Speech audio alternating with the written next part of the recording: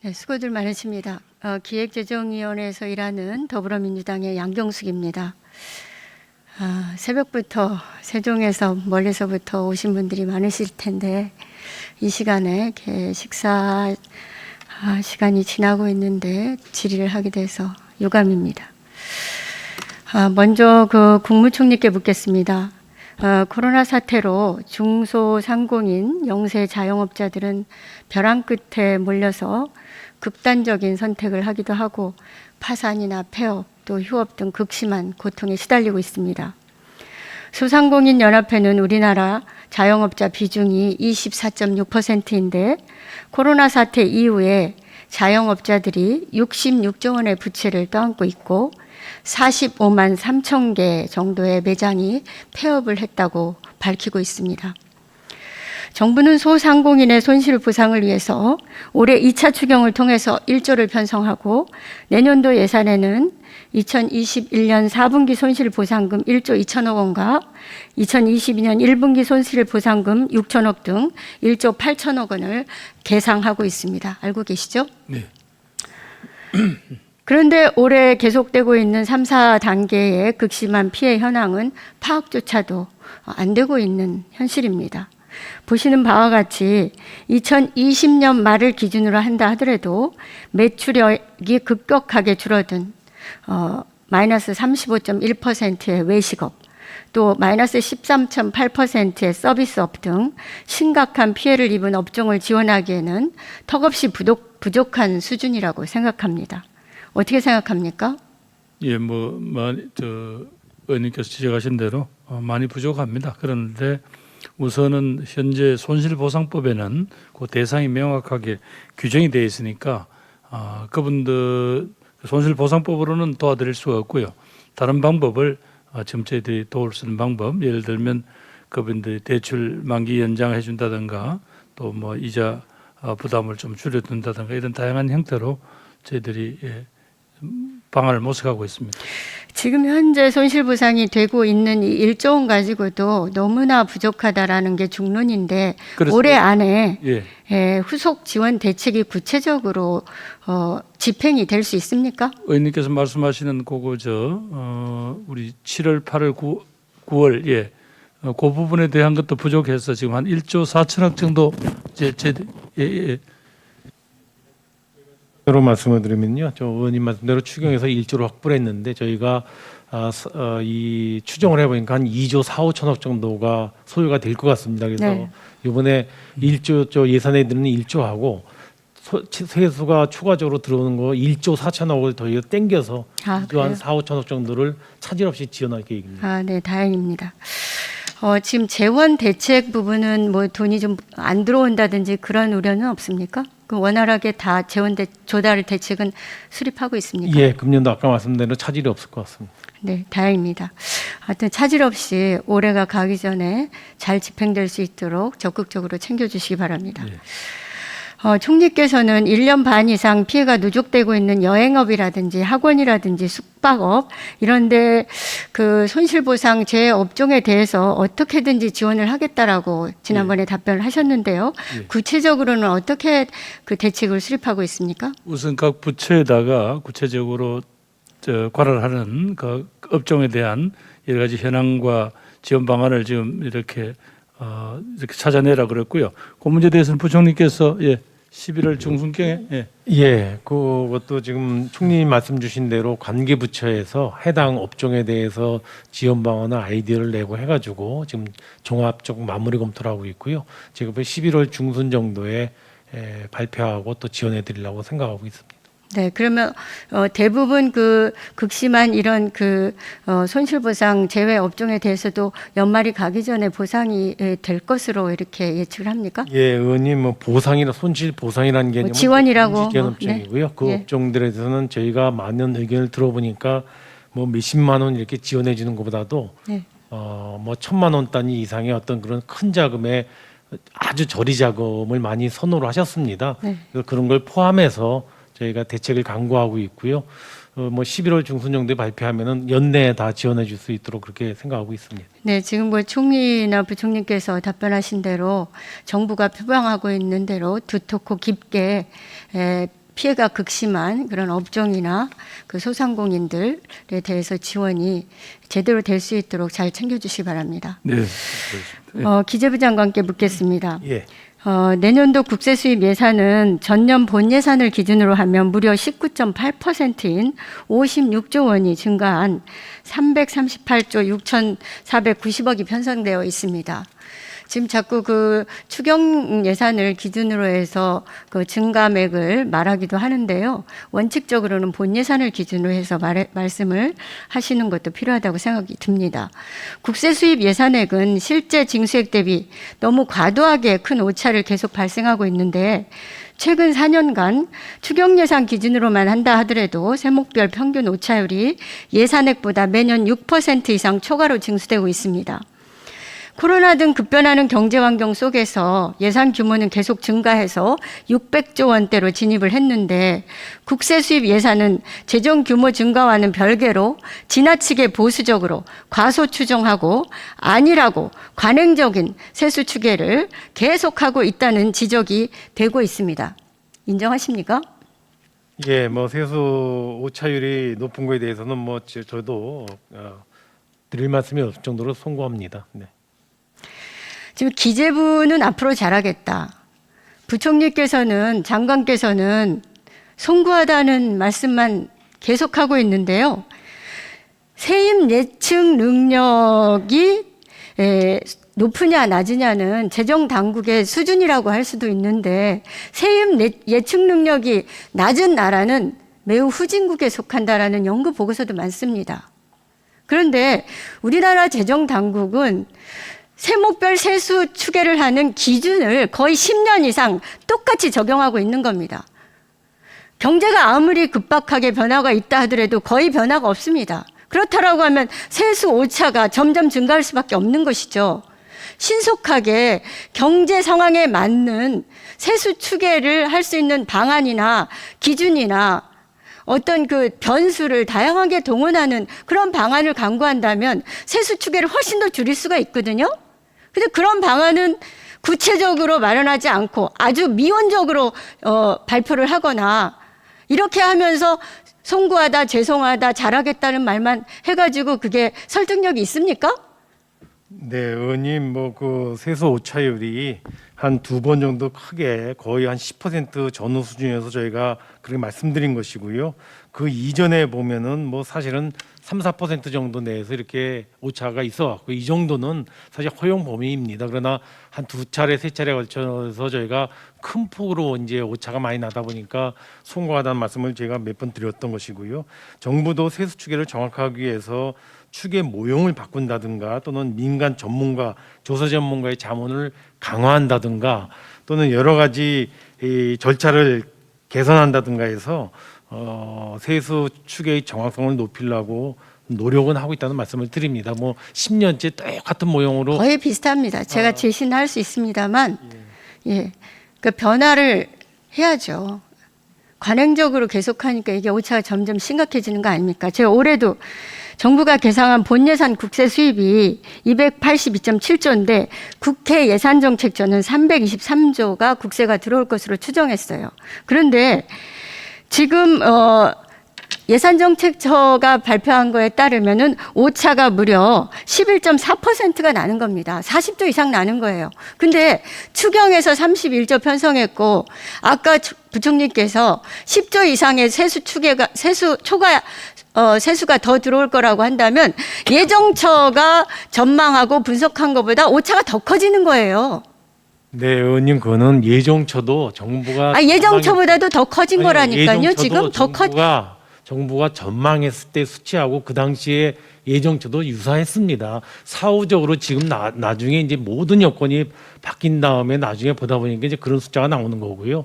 제가 알기로는 작년도 9월달에 국회에다 세수 추계를 냈을 때 그리고 금년도 9월달에 냈을 때하고 최근에 와서 내용도 크게 7월달에 추경할 때도 크게 차이는 없었습니다. 그 이후에 변동 요인을 반영을 결과적으로 하다 보니까 이제 세수 오차가 커졌는데요.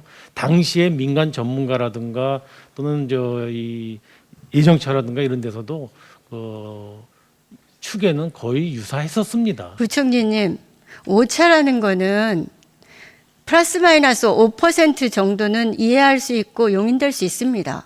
근데 오차가 11%가 넘고 13%가 넘는다라고 한다면 그게 제대로 된 계획이라고 할 수 있어요? 그러니까 의원님 아까 말씀드린 것처럼 10%를 넘어서 어떤 변명을 하더라도 결과가 말해주는 겁니다. 예, 그러니까 결과 제가 그래서 자체가 지금 제대로 되고 있지 않은 거에 대해서 충분히 인정하고 신속하게 대안을 마련해야죠. 그렇게 하고 있지 않지 않아요? 그렇지 않습니다. 저희도 많이 아까 송구스럽다는 말씀도 드리고 제도 개선하려고 노력하고 그러지 의원님 말씀하신 것처럼 뭐 한 10% 이상 차이가 오차가 났는데 아무 책임감 없이 앉아 있지는 않습니다, 의원님. 2020년에도 아직 뭐 결산 다 안 끝났습니다만 그 증권거래세, 양도소득세 이런 것들 다 2배 이상 오차가 나는 경우도 있어요. 그래서 정부는 아무 말도 안 하는 겁니다. 국회가 지적하면 송구하다는 말 외에 뭘 대책을 어떻게 그렇게 구체적으로 세웠습니까? 이제 더 이상 미룰 수 없어요. 그렇게 그런 변명만 계속해서는 이게 용납이 안 되는 겁니다. 물가 문제도 묻겠습니다. 최근 물가가 계속 오르고 특히 생필품 값이 많이 올라서 서민들은 코로나 사태에 더해서 고물가까지 겹쳐서 극심한 생활비를 겪고 있는데요. 물가는 국세 수입 추계 전반에 대해서도 영향을 미치고 있습니다. 내년에 그 소비자 물가 상승률을 얼마로 가정해서 예산 편성했습니까? 예, 그는 지난 7월, 8월 달에 예산 편성할 때는 내년도에 1.2%로 일단 전제를 해서 제출을 했고요. 그거는 하반기 경제정책 방향 저희가 할 때 6월 달에 검토했던 수치입니다. 그러나 아마 12월 달에 저희가 내년도 경제정책 방향을 다시 수립해서 발표할 텐데요. 그때는 물가 수준이 좀 다르게 나타날 수가 있을 것 같긴 합니다. 지나치게 안이한 그 예상입니다. 지금 그 물가 상승폭이 2%로 관리하겠다라고 하는데 지금 3%대입니다. 그런데 내년 예산을 편성하면서 1.2%를 예상하면서 편성했다라는 게 그게 현실적으로 그 타당하다고 생각합니까? 네. 물론 그 바꾸겠다라는 그런 계획도 말씀을 하고 계십니다만 지금 현재 예산을 편성하는 과정에서 2%가 넘는 상황인데 어떻게 내년에 1%대를 가정하고 예산을 편성하세요? 의원님, 올해 2%대가 물가된다고 내년에 2% 이상 된다는 그런 거는 타겟팅할 수가 없습니다. 네, 알겠습니다. 책임지십시오. 2% 전후에서 올해도 물가 관리한다고 그랬는데 자신 있어요?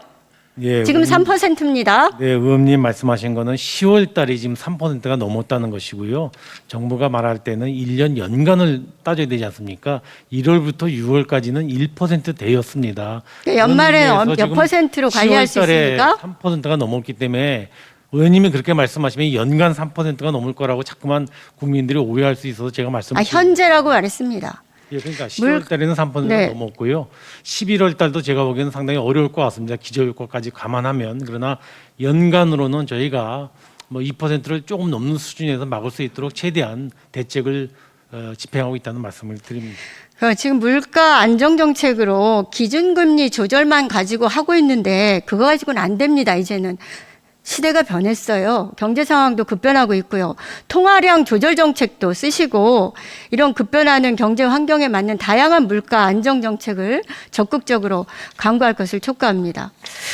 총리께서 특별히 그 특단의 물가 안정 대책을 강구하시고 챙기시기 바랍니다. 예, 뭐 물가는 뭐 국민들 삶에 직접 영향을 미치기 때문에 저희들 의원 지적 저희들이 가서 꼼꼼히 검토하겠습니다. 네, 계속해서 국무총리께 묻겠습니다. 정부가 인구 감소 대책과 균형 발전을 표방하고 다양한 정책을 추진하고 있죠? 네, 그렇습니다. 그런데 모든 분야가 수도권에 집중되어 있고 지난해 기준 우리나라 전체 인구의 5,183만 명 중에 서울이 19%, 경기도 26%, 인천 5.7% 등 절반 이상이 수도권에 거주하는 등 지방 소멸 위기가 심각합니다. 동의하시죠? 네. 1,000대 기업 중에 수도권에 있는 기업이 743개입니다. 총 매출의 87%를 차지하고 있습니다. 그런데 전북 지역 매출액 비중은 전국의 0.3%입니다. 강원도는 0.1%밖에 되지 않습니다. 불균형이 너무 심각한 거죠. 또 비수도권 지역 내 총생산 비중은 2000년 52%였었는데 2019년 48%로 감소했습니다. 이 중에서도 전북 지역은 지난 20년 동안 군산시 인구와 맞먹는 25만 명이 빠져나갔습니다. 지역 내 총생산 비중도 전체의 2.7%에 불과한 수준이고요. 그런데 균형발전 특별회계는 국가균형발전 사업을 효율적으로 추진하기 위해서 설치한 거 맞죠? 예, 그렇습니다. 예. 그런데 2005년부터 2020년까지 본예산 기준 균형발전 예산은 144조입니다. 16년간 해마다 약 10조 원이 예산이 균형발전을 명분으로 집행이 되고 있습니다. 수도권과 지방의 양극화 현상은 그런데 점점 더 심각해지고 있습니다. 그 원인이 뭐라고 생각합니까? 의원님께서 지적하신 대로 악순환이죠. 일할 수 있는 기회, 소득, 또 문화 이런 부분들이 자꾸 수도권에 집중이 되니까 젊은이들조차도 일자리를 찾아 수도권을 자꾸 오다 보니까 지역은 점점 공동화되고 그것이 의원님께서 말씀하신 대로 지역은 자기들이 살아나갈 수 있는 신산업이라든가 이런 부분들에 대해서 여력이 없어진 것 같습니다. 그런 원인도 있지만요. 정부도 문제가 큽니다. 2008년부터 올해까지 시도별 균형발전 특별회계는 수도권에 투입된 예산은 대폭적으로 늘어나고 있고요. 비수도권 지역의 예산은 정체되거나 오히려 대폭적으로 줄어든 지역도 많습니다. 알고 있습니까? 조금 균형을 못 맞춘 건 알고 있습니다. 균형발전 특별회계 수도권 예산은 2008년에 9.3%였었는데 2021년도에는 8.4%나 증가한 17.7%로 나타나고 있습니다. 보시는 바와 같이 같은 기간에 서울시는 362억 원에서 2268억 원으로 6배 이상 증가했고요. 경기도는 67.5%가 증가했습니다. 인천시는 123.1%가 증가했습니다. 반면에 같은 기간에 전북은 3%가 감소했고요. 8,939억 원에서 8,670억 원으로 3% 감소했고요. 전남은 27.1%가 감소했습니다. 어떻게 생각합니까? 예, 의원님 하여튼 저희들이 아마 어떤 사업들이 이런 결과로 이어졌는지를 아마 의원님들께서도 이번 얘기 과정에서 지적해 주시고 저희들도 다시 한 번 더 체크를 해보겠습니다. 아니 균형발전 특별회계조차도 수도권에 더 많이 정부가 배분하고 지방 배분을 줄이는데 균형발전 특별회계라는 주장 자체가 저는 민망하다고 생각을 하고요. 그 결과를 평가를 하고 분석을 해서 대안을 구체적으로 마련해서 보고를 하셔야 될 겁니다. 좀 더 살펴보자면 조세재정연구원은 2001년부터 작년까지 수도권 지역의 1인당 재정흑자 비율은 서울은 145%에서 191%로 늘었고요. 인천은 185%에서 291%로 늘었고요. 경기도는 200%에서 242%로 상승했다고 분석하고 있습니다. 지역별 1인당 재정흑자가 높을수록 거주 혜택도 높아지는 건 알고 계시죠? 네. 그런데 여기에 국고보조금 배분 비중도 마찬가지로 수도권에 집중되고 있습니다. 2001년부터 작년까지 수도권에는 20.7%에서 14%가 증가한 34.7%까지 상승했습니다.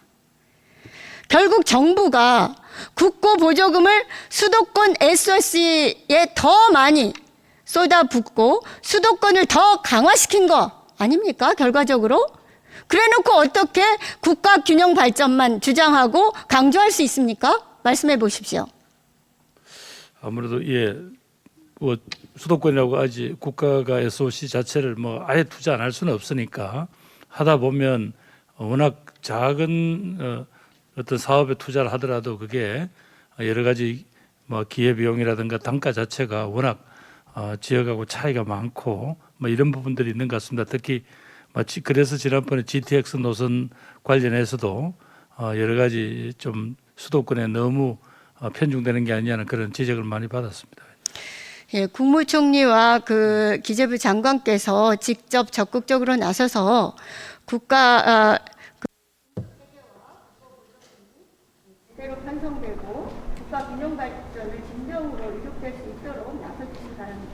예, 노력하겠습니다. 예.